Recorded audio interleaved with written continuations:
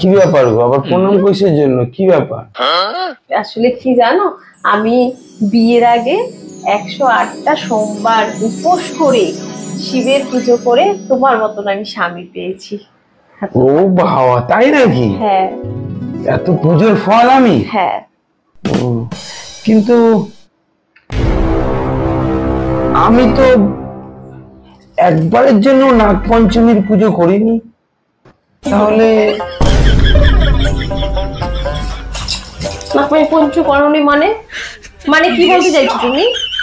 হ্যাঁ, কি বলতে চাইছো, কি বলতে চাইছো? হ্যাঁ, না পঞ্চকরণী পুজো